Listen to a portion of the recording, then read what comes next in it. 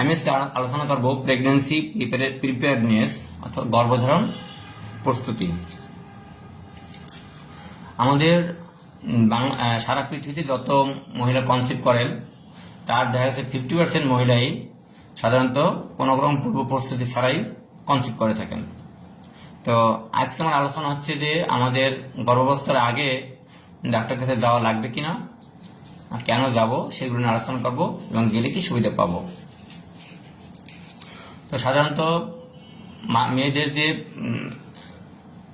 Fertility period সেটা হচ্ছে মাসিক শুরুর পর থেকে 45 বছর পর্যন্ত ধরি আমরা। তো এই সময়টা সাধারণত বাচ্চা নেওয়া হয়, 45-এর পরেও অনেকে বাচ্চা নিয়ে থাকেন। আমরা যেটা চাই যে একজন মহিলা সাধারণত 18 বছর পরে এবং 30 বছরের মধ্যে তার ফ্যামিলি কমপ্লিট করবেন। অনেকে হাই অ্যাম্বিশিয়াস, তারা 30-এর পরেও 40-45-এর চেষ্টা করেন, কিন্তু আমাদের সাধারণ জনগণের জন্য যেটা দরকার সেটা হচ্ছে 20-25-30-এর মধ্যে আমাদের ফ্যামিলি কমপ্লিট করতে হবে। তো এই বাচ্চা নেওয়ার জন্য আমাদের কিছু নিয়ম শৃঙ্খলা মানতে হয়, যেটা হচ্ছে যে 18 বছরের আগে বাচ্চা নিলে বা 16 বছরের নিচে হাই রিস্ক বলে এবং 35 বছরের উপরে হাই রিস্ক বলে। হাই রিস্ক মাদার অর্থাৎ মায়ের বিভিন্ন ত্রুটি দেখা যেতে পারে। এই সময়টা আমরা মাকে অনেকগুলো উপদেশ দিয়ে থাকি শুরু থেকেই শেষ পর্যন্ত। আর এই মধ্যবর্তীটায় মায়ের সমস্যা কম হয়। আবার এমন কিছু মা আছেন যারা 4-5টা বাচ্চা নিয়েছেন, তাদেরও কিন্তু বাচ্চা নিতে গেলে সমস্যা হয়। তো আমরা আজকে আলোচনা করব বাচ্চা নেওয়ার আগের প্রস্তুতি। একজন মাকে বাচ্চা নিতে হলে অবশ্যই ডাক্তার কাছে যেতে হবে, কারণ ডাক্তার তার কিছু রোগ ধরবেন, সেগুলো যদি থেকে থাকে অথবা তার বাচ্চার জন্য বিকলাঙ্গ না হয় সেজন্য তিনি কিছু ওষুধ দেবেন। এই ওষুধগুলোর মধ্যে আমরা জানি যে আমাদের দেশে অনেক থ্যালাসেমিয়া রোগী আছে এবং হাইপোথাইরয়েডিজম রোগী আছে, থাইরয়েডের সমস্যার রোগী। তো এই দুইটা ডিজিজ আমাদের দেশে খুব বেশি। বলা হয় যে থ্যালাসেমিয়া টেস্ট না করে বিয়ে করাই উচিত না, কারণ থ্যালাসেমিয়া যদি দুজনেরই থেকে থাকে, মাইনর বা মেজর, তাহলে কিন্তু সেখানে মেজর থ্যালাসেমিয়ার বাচ্চা জন্ম নিলে সেই বাচ্চার জীবন ঝুঁকিপূর্ণ হয়ে যায় এবং অল্প বয়সে সেই বাচ্চাটা পৃথিবী থেকে চলে যেতে পারে। আর থাইরয়েডের সমস্যা সাধারণত তেমন হয় না ট্রিটমেন্ট করলে, তাই থাইরয়েডের সমস্যা এবং থ্যালাসেমিয়ার সমস্যা অবশ্যই আমাদের আগে জানতে হবে। আরও অনেক ডিজিজ আছে যেগুলো বয়সের উপর নির্ভর করে। তো আমরা সাধারণত একটা মাকে বাচ্চা নিতে হলে আমরা কিছু প্রস্তুতি নিতে বলি। একটা হচ্ছে স্বাস্থ্য। আমি আগের ক্লাসে বলেছিলাম যে আমাদের বাংলাদেশে বা এশিয়ার লোকদের জন্য বিএমআই হচ্ছে 18.5 থেকে 23.5 পর্যন্ত, এর মধ্যে সাধারণ ওয়েট বলি আমরা। তো একজন মহিলাকে বাচ্চা নিতে হলে তাকে এর মধ্যে বিএমআইটা থাকা উচিত। আর যদি বেশি হয়ে যায় তাকে ওজন কমাতে হবে, যদি মাসিকের সমস্যা থেকে সেটা ঠিক করতে হবে, তারপরে তিনি বাচ্চা নিতে পারবেন।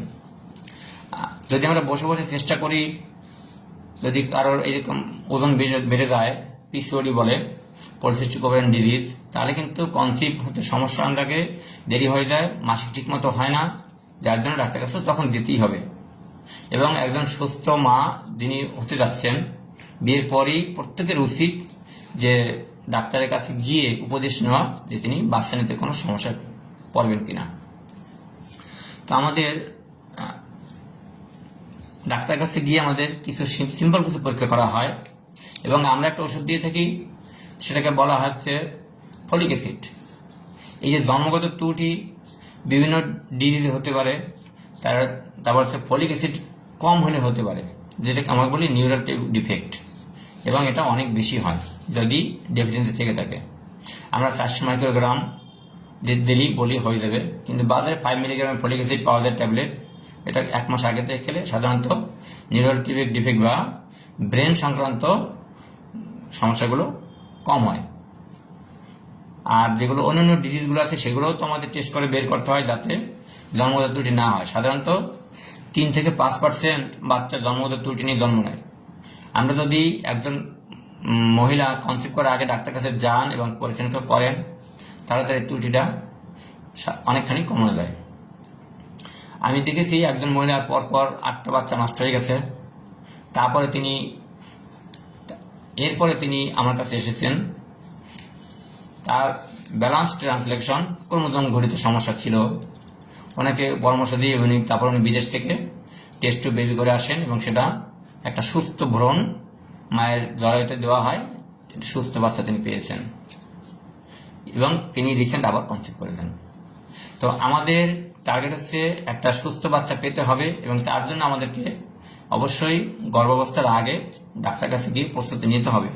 নিজেরাও অনেক সময় গ্রাম্য ডাক্তারের কাছে গেলে তারাও অনেক উপদেশ দিয়ে থাকেন, তারা অনেক ওষুধ জানেন। আজকাল অনেক চেঞ্জ হয়ে গেছে। কাজে ঘরে বসে বসে থেকে আমাদের বাচ্চা কনসিভ হবে এটা আশা না করে আমাদের ডাক্তারের কাছে গিয়ে ন্যূনতম প্রাথমিক চিকিৎসাগুলো নিলেই কিন্তু অনেকের কনসিভ হয়ে যায়। বলতেছিলাম ওজন কমানো। ওজন বেড়ে গেলে ডিম ঠিকমতো তৈরি হতে পারে না বা ডিমগুলো ডিম্বাশয়ে আটকা পড়ে যায়, তখন আর বাচ্চা কনসিভ হওয়ার মতো পর্যায়ে আসে না, কারণ ডিম্ব এবং বীর্য একসঙ্গে মিলিত হতে পারে না। ডিম্ব এবং বীর্য সাধারণত পেটের মধ্যে টিউবের এম্পুলা বলে সেখানে মিলিত হয়ে প্রস্ফুটিত হয়। সেই ডিমটা না ছড়লে কনসিভ হয় না। কাজে আমাদের মায়েদের ওজন কন্ট্রোলে রাখা অত্যন্ত দরকার। দেখা গেছে যে অল্প বয়সী মেয়েদের এই ওজনটা বেশি বেড়ে যায়, তখন তাদের মাসিক ঠিকমতো হয় না। এটা আমাদের ভবিষ্যতে ইনফার্টিল হওয়ার জন্য খুব দায়ী। আরও যারা আছেন, এ তো বললাম নববিবাহিত নবদম্পতিদের জন্য, কিন্তু যারা বারবার চিকিৎসা নিচ্ছেন তাদের জন্য জীবনটা অনেক দুর্বিষহ। তারা অনেক মানসিক কষ্টে থাকেন, কারণ এই বেঁচে থাকা, এই পৃথিবীতে আসা সবকিছু মূলে হচ্ছে পরবর্তী জেনারেশন রেখে দেওয়া। সেই জেনারেশনের জন্য তারা প্রচণ্ড কষ্ট করেন। অনেকে সাকসেস হন, অনেকে হন না। কারণ 10% দম্পতি সাধারণত বাচ্চা হয় না শত চেষ্টার পরও। তারা বিভিন্ন অ্যাডপশন বা অন্যদের কাছ থেকে বাচ্চা নিয়ে তারা সংসারের হাল ধরেন। কিন্তু আমাদেরকে যারা বাচ্চা নিতে চাচ্ছেন, হচ্ছে না, তাদেরকে কিন্তু উপযুক্ত ডাক্তারের কাছে যেতে হবে এবং সাধারণ যে ট্রিটমেন্ট, সাধারণ যে ম্যানেজমেন্ট, মানুষের যে সাধারণ দৈনন্দিন পরিবর্তন, শারীরিক পরিবর্তন, খাওয়া দাওয়া এইগুলো পরিবর্তন আনলে অনেক সময় বাচ্চা এমনি হয়ে যায়। অনেক মহিলা আসেন যাদের বাচ্চা হয় না, কিন্তু তাদের স্বাস্থ্য ঠিক করলে, একটু ওজনটা কমাইলে, একটু ডিম ছোটার ওষুধ দিলে কনসিভ হয়ে যায়। কিন্তু সেটা ডাক্তারের সঙ্গে তাকে কম্প্রোমাইজ করতে হয়। অনেক সময় হয় না, আবার অনেক সময় দেখা গেছে টেস্ট টু বেবি অনেকবার চেষ্টা করতে হয় নাই, তারপর হঠাৎ করে তার কনসিভ হয়ে গেছে, এরকমও হয়। কাজে আমাদের ঔষধ নিয়মিত খেতে হবে। কবে কনসিভ হবে সেটা নিয়ে কোনো আশা না করে আমাদেরকে কনসিভ হওয়ার জন্য ডাক্তার কাছে যেতে হবে এবং আমাদের ওষুধ খেতে হবে। অনেক বয়সে বাচ্চা নেওয়াটা অনেক ঝুঁকিপূর্ণ, কারণ যত বয়স বাড়তে থাকে তত ক্রনিক ডিজিজগুলো বাড়তে থাকে। ক্রনিক ডিজিজ হচ্ছে একটা হচ্ছে আমাদের বলে যে ডায়াবেটিস মেলিটাস, তারপর হচ্ছে থাইরয়েড সমস্যাটা তো আগে থেকেই থাকে। এরপর হচ্ছে জরায়ুতে কিছু টিউমার হয়, যারা ফাইব্রয়েড বলে, এটা যত বয়স বাড়তে থাকে তত বেশি হতে থাকে। কাজে এটাও কিন্তু বাচ্চা কনসিভ করার জন্য একটা অন্তরায়। এবং অনেকগুলো ডিজিজ থাকে যেগুলো সহজে ভালো করা যায় না, প্রেশার বেড়ে যায়, কিডনি সমস্যা দেখা দেয়। এগুলো কিন্তু থাকলে এবং বাচ্চা যদি কনসিভ হয় তখন বাচ্চাটা কন্টিনিউয়াস করাটা খুব সমস্যা।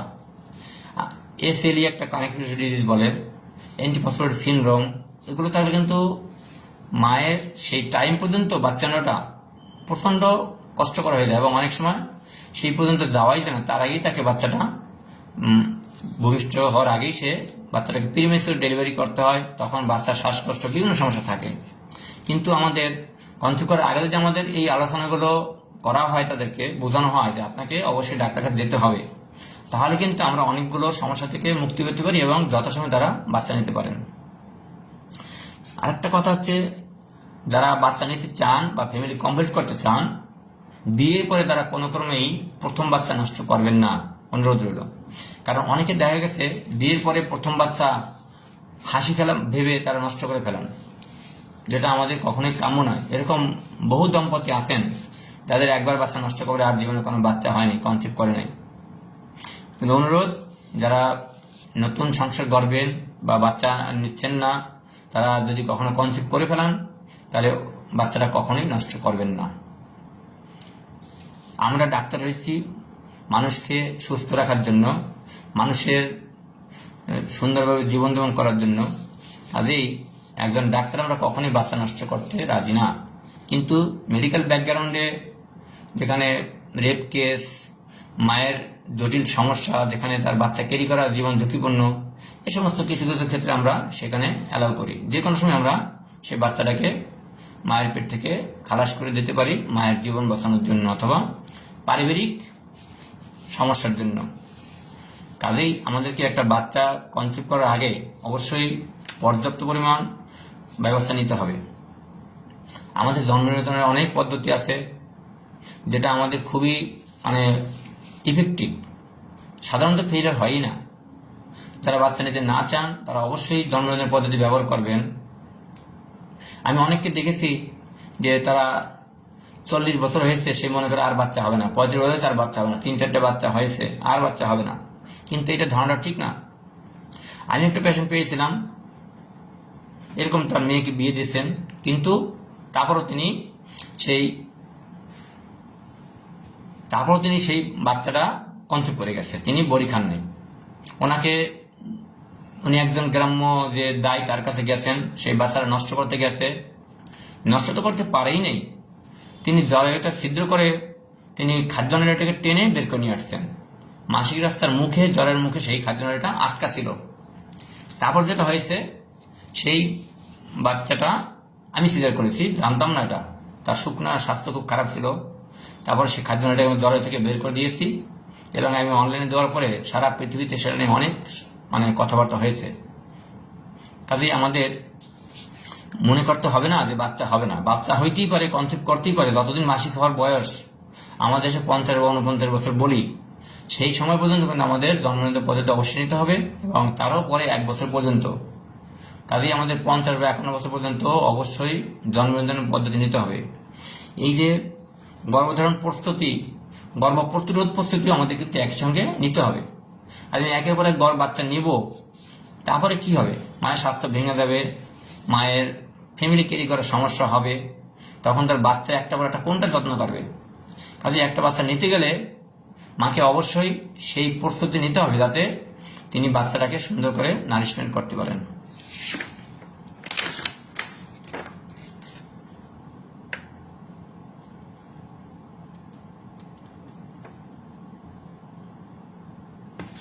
মায়েদের যে ইনফেকশন নিয়ে বলতেছিলাম, যে হেপাটাইটিস বি ইনফেকশন, আমাদের অনেকেরই হেপাটাইটিস বি পজিটিভ আছে, মায়েদেরও আছে পজিটিভ।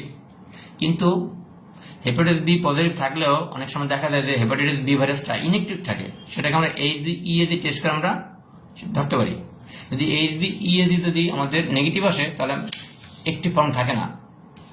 আমরা যেটাই হোক না কেন আমরা অত্যন্ত সাবধানে সেই বাচ্চাটাকে নর্মালি বা পেট কেটে বাচ্চা বের করলেও আমরা কিন্তু বাচ্চাকে একটা আইজিএম হেপাটাইটিস বির ইমিউনোগ্লোবুলিন এবং দিয়ে থাকি, 2 পায়ে 2টা ইঞ্জেকশন দিয়ে থাকি, যাতে বাচ্চার শরীরে মায়ের শরীর থেকে আসা হেপাটাইটিস বি ভাইরাসের কোনো প্রভাব না পড়ে।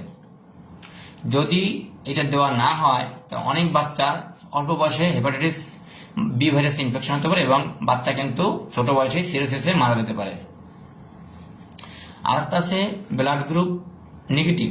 যে কোনো ব্লাড গ্রুপ নেগেটিভের বাচ্চা যদি মা থাকে এবং তার স্বামী যদি পজিটিভ হন, তাহলে সেই মায়ের গর্ভে 50% চান্স থেকে পজিটিভ বাচ্চা আসার।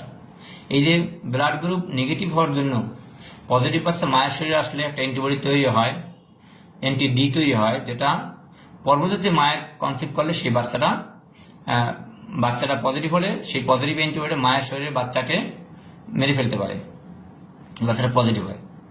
তখন অ্যাবর্শন হয়ে যায়, বাচ্চা পেটের মধ্যে মারা যায়, বিভিন্ন সিনড্রোম হয়, জন্ডিস হয় বাচ্চার।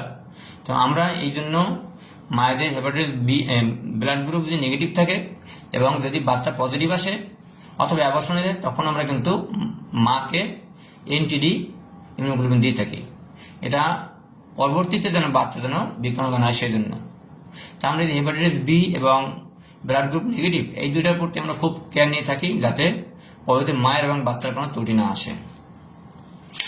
আজকে আমি এই পর্যন্ত আলোচনা করলাম তারপরে আরো কিছু আলোচনা আছে, যেমন একটা মা আমাদের দেশে ধূমপান সাধারণত কম করে, ধূমপান, অ্যালকোহল, ড্রাগ, কফি এগুলো কম খেতে হবে। আরেকটা হচ্ছে যে কোনো কোনো পেশেন্ট আছেন যারা বিভিন্ন ওষুধ খান, ক্যান্সার ওষুধ খান, বিভিন্ন ওষুধ খান, আমাদের সেগুলো কিন্তু বাচ্চানোর আগে চেঞ্জ করতে হবে।